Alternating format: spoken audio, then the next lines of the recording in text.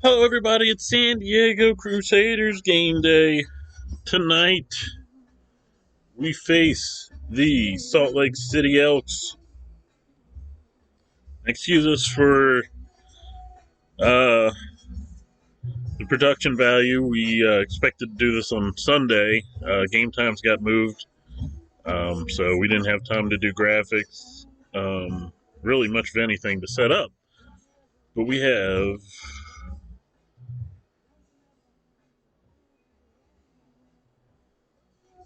excuse us. But we have plenty to cover leading up to game day, and actually, we're going to lead up to the first game of the day, which is the Houston Voyagers and the San Diego Red Dragons. Let me give you a prediction on that right off the bat. Get that, cover that, so to speak. Um, not not just because we're San Diego and we support our ARC San Diego brethren in hopes of a all San Diego Reload Bowl. Hashtag all San Diego Reload Bowl. Um, and not just because they're the defending champs, but personally, I'm giving the Red Dragons the win on this game. I think their defense is just shows they're just too much. They give the offense very little pressure to perform. I mean, the offense does enough, but the defense is like, oh, you didn't get your points. We got you. You'll get another chance. Don't worry, the other team's not gonna score. So for that reason, right now, we're probably going to predict Red Dragons any game they have until we meet them in the Reload Bowl, hopefully. Um, also, I was asked to cover what's it called? Supper Bowl. They want to know what I'm having for supper? Oh, Super Bowl. What's that? What's the NFL? Yeah, I don't. What? Tom Brady. Yeah, that name sounds familiar. But huh. Oh, that thing. Okay, yeah, yeah. So since we're doing predictions, I'm gonna have to give my predictions for that to be go to the Chiefs. Though I think for some reason Brady-led teams, if they get up, the opponents start to panic, and I think that's probably the best way, or the way the Buccaneers can win the Super Bowl is if they get up quick, get the Chiefs to panic, start making mistakes, and then just taking advantage of those. Though I believe the Chiefs are the better team, they should win. They have experience coming back, so I think if I have to put any reload bucks on it, I'd definitely say the Buccaneers. But let's get to what y'all have been waiting for. It's the San Diego Crusaders' first game of the season against the Salt Lake City Elks. It's a big game. It's the first of the season. Our opponents traded for a brand new quarterback. This is perfect time to cover the question asked by was it Sean Acosta? Um, he asks, "How do you feel about today's game?" Well, I'll say this: I would have felt a lot better if they didn't trade away Kyle Bain. He's dangerous. Um, he really helps that offense, even when they can't get the passing game going with the run game. Though we've been able to contain him and force him to commit turnovers last year when we played him. So there's no guarantee that we can get him to commit turnovers again this year. But they traded for Eric Fisher. We don't know a lot about. We don't know a lot about him. And they're ranked in Madden the same, which is scary. I mean, in the QB to QB, which position to position matchups are kind of dumb because quarterback's not really going against quarterback. Quarterback's going against that defense with his whole offense. But quarterback to quarterback, we have the advantage with Ben Wakefield. But you can't sleep on this guy. You couldn't sleep on Kyle Bain either. And the reason the change makes me nervous is we're not sure what to expect with him. Kyle Bain was dangerous, but he's the devil we knew. They brought in a new devil. But to be fair, they've only had him for a couple weeks in the system, so he's kind of their hero that they're unfamiliar with. But they kind of must have the same mindset I did, though, that Kyle Bain, though he can win you games, he's not going to win. He's not going to carry a team to a championship unless it's like the Thunderbirds around him. And he can also lose you games with turnovers. So, yeah, I have to admit, last year I thought they should have gone with their other quarterback. What was it, Simon Tilsky? Higher rated pocket passer. But they didn't. They just missed out on the playoffs. Would the other quarterback made a difference? I don't know. But brand new challenge. Plus, they have a new coach. There's a lot of unknowns. It would have been great if we got to see them, in week one against somebody. But they were like us and didn't have a week one game. So this is very much like a week one game. No one's seen the full team for a full game yet. Not 100% sure how things are going to go. Though, in our favor, the last two seasons, we've dominated the Elks. 2 years ago, before I got here, the Crusaders put a hurting on the Elks. Last year in Game 1, which was also a Friday. Was that a Friday? Anyway, yeah, I believe it was. We were the first Friday Facebook game. I wouldn't say we put a hurting on them, but we beat them 30-20. Which gives me a lot of confidence in our offense. We've shown we can put up 30 on that team, on that defense. And we did it twice last year, so we expect to be able to do that again. Unfortunately, we don't have a lot to go off of with the preseason because we only had one quarter with starters of preseason action against RFL caliber talent. Other than that, it's been backups and Shadow Realm scrimmages, so to speak, and inter squad practice. Which, by the way, running practices against your own, well, of course, it's against your own team. It's very odd because if your offense does well, I feel nervous about the defense. When the defense does well, I feel nervous about the offense. I think what I need to do is get into a mindset of I'm concentrating on the offense here, have the defense pretty much do what NFL's teams do. They have the backups, try to present the best presentation of their next opponents, and then we see what we can do against them. And then, vice versa with the defense. Instead, we've been really doing what's the best we can do with the offense at the same time as what's the best we can do with the defense. And then going from there, see what the holes are. But now with everyone only having one playbook, we can have a better idea what teams are going to do. They still can whip out different kind of schemes, so that's a little I don't want to say disadvantage, but there's no advantage in that as there is with teams only having one playbook now. Of course, we only have one playbook now too, so which last year I think we would have been fine with. We ended up running the New England offensive playbook most of the season, and we ran the Jets defense most of the season. So having only one playbook, I'm not too nervous about. But then last year we started with those playbooks, and then we tried the other ones as we went along, and we didn't like them, so we didn't use them much. But what I wanted to do was cover transactions that have happened since the coaches show. Man, I should have brought a drink. Since the coaches show, um, the real, sorry, um, the biggest move we've made was the trading for Darius Young. He'll be the number 2 back tonight.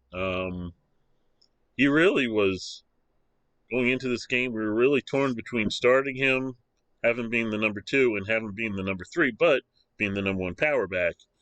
Right now he is the number 2 back, and he will be the power back. And hopefully he performs like we've seen him perform with us in practices and shadow realm scrimmages. But it's game day. There's no more tests. It's the real deal. Um, so we'll see how that turns out. Also, we wanted to announce the captain's list. Let me pull that up so I don't get anyone wrong. Uh, Teams can have up to, Madden lets you have up to 6 captains. I think technically in the NFL you're allowed to have as many as you want, but Madden restricts it to 6, which is cool.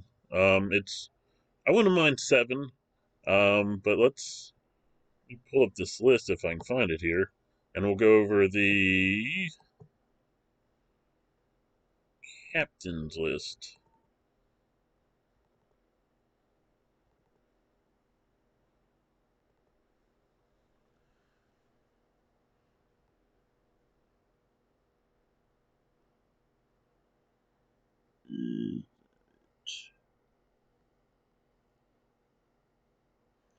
All right, so the first captain is Dion Gunn. Mostly because he's kind of recognized as the best player on the team. He's an offensive line monster. He was offensive line player of the year. He's ranked as the best player on the team, and he'll be the leader of the O line. Like he will be the guy keeping the O line in check. It's like, hey, you need to pick this up. You need to do this. That way, Wakefield can concentrate on other things.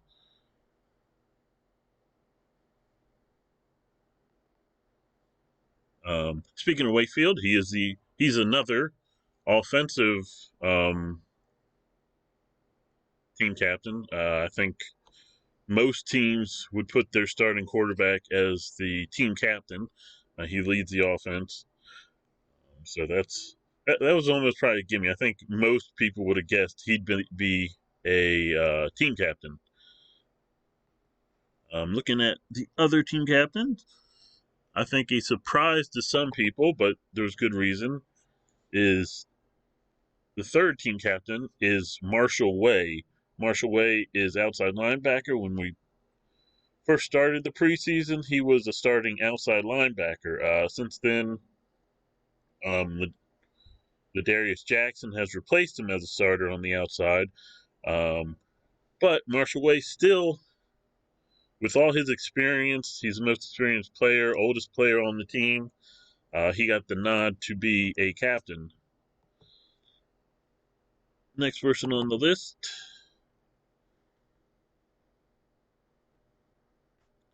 is kicker Alan James. I'm like, the kicker? Like, yes, he's a special teams captain. And that's pretty much it. He's pretty simple explanation with that one. I don't think most people would expect that. Then we have Jarrell Beck. We strongly believe that the leaders of the defense are either the middle linebacker or a safety, usually free safety. But in this case, our free safety is a rookie. Our middle linebacker is still very young. Jarrell Beck is very experienced. He's still a top player. Playing strong safety playing back, sees everything, but he also gets up there in the mix. So for that reason, he got the nod as the defensive team captain, or one of them, because he also shares that honor with Cole Bacon, defensive end. For us, he's definitely recognized as the best defensive player on the team.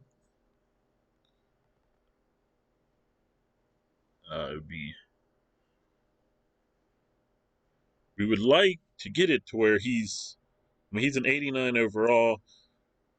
He did a lot for us last year. He was in the mix for defensive lineman of the year. Didn't quite get there. But him and Wilcox, they really should be in the mix for that every year.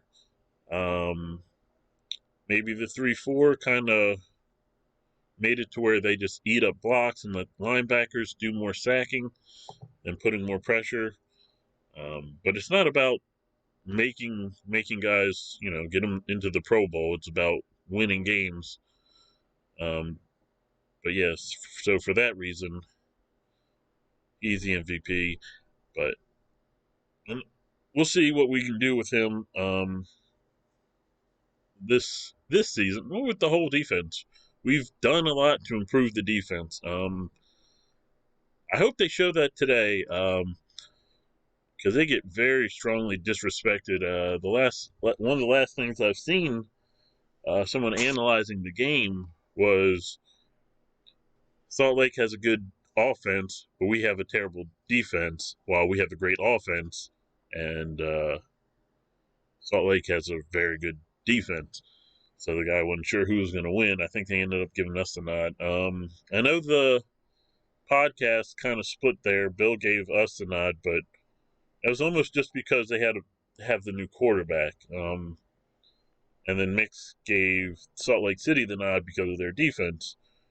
But like I've said already, we've shown we can put 30 up on them. We've done it before. Of course, just because we've done it before doesn't mean we'll do it again. Best example of that, you see what we did last year in our second game against the Condors. I think it was our lowest scoring game this season against one of the worst defenses in the league. And then we also let them put up a bunch of points on us. It was kind of a cluster mess all around. So we're hoping that doesn't happen today.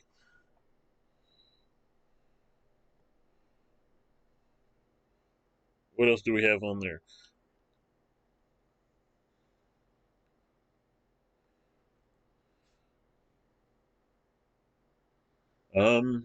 Let me see. We're very disorganized today. We're hoping the next. There's very few reasons why the next game day show won't be a much better.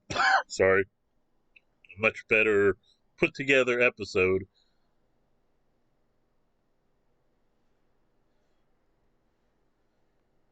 Like I said, it was just a mix of the game date being changed and the Back to Bragg Studios dealing with the snow over in the PA Maryland area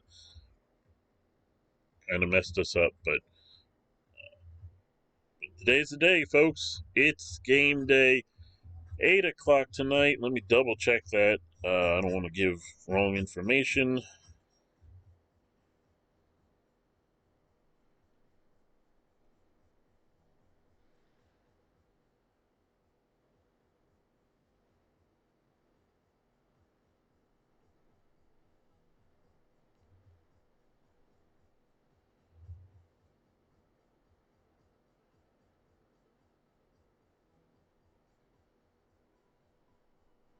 Yes, that is an 8.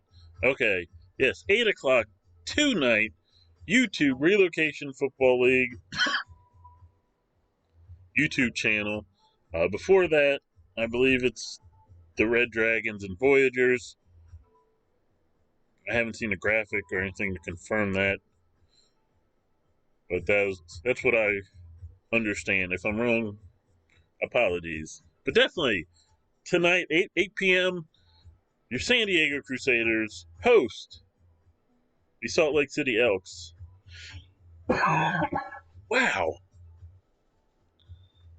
All right, so that's all we got for you guys tonight.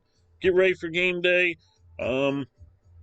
Quick plug: music provided by F4A Radio. Check out their Twitch channel, F4A Radio. They'll have a big game. I'm doing quotation marks. Big game music experiment where they speed up the music every time the Chiefs score and they slow down the music every time the Bucks score. It should be interesting, especially if you don't like the commentary of what was it, CBS has a game, I think? Maybe Fox, I don't know. Let's face it, commentary in the NFL isn't what it used to be. But the commentary in the RFL is very good. It's kind of crazy. Props to Mix and Smitty for being better commentators than most of what you get off the NFL and a lot of professional sports leagues.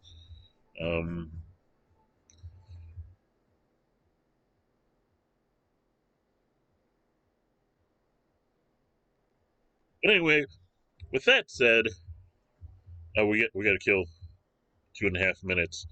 All right. Let me double check, make sure there's no more questions.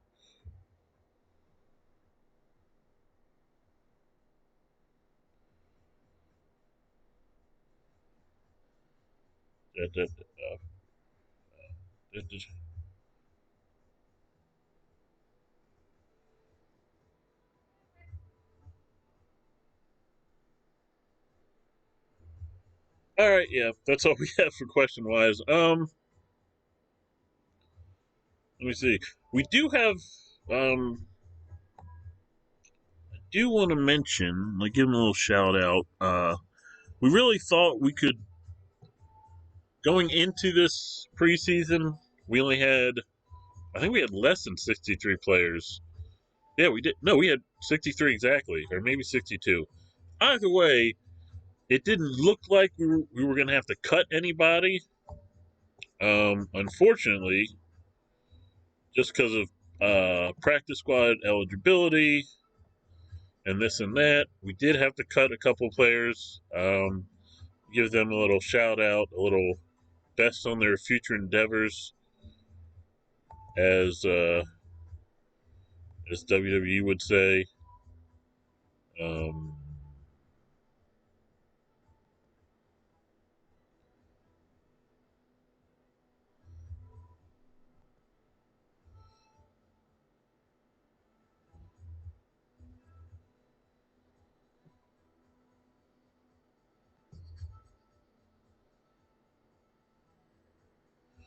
all right, first is left guard Bradley Shea. He wasn't practice squad eligible, but there wasn't, like, he's far. Him and Winter, who went to the practice squad, were both by far not deserving of being on the starting roster of all the linemen. So the practice squad was there. Shea wasn't eligible for practice squad, so we had to release him.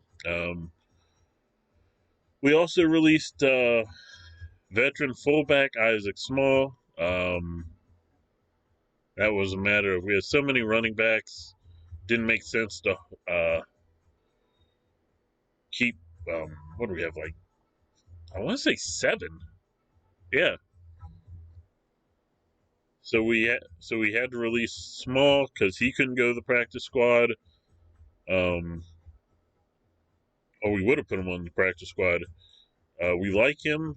We might have, and we still might be able to, through free agency, bring him back if need be for that fullback position. But as of now, tight end Wisney will be using that role for the few fullback formations that we have.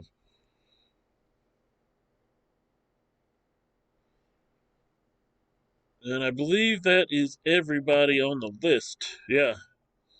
So everyone's on the roster or in the practice squad. And we've reached our time, ladies and gentlemen. It is almost game time.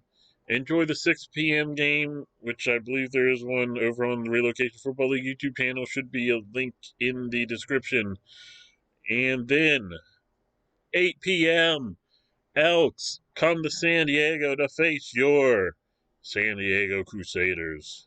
Let's get this, people. See you on the field.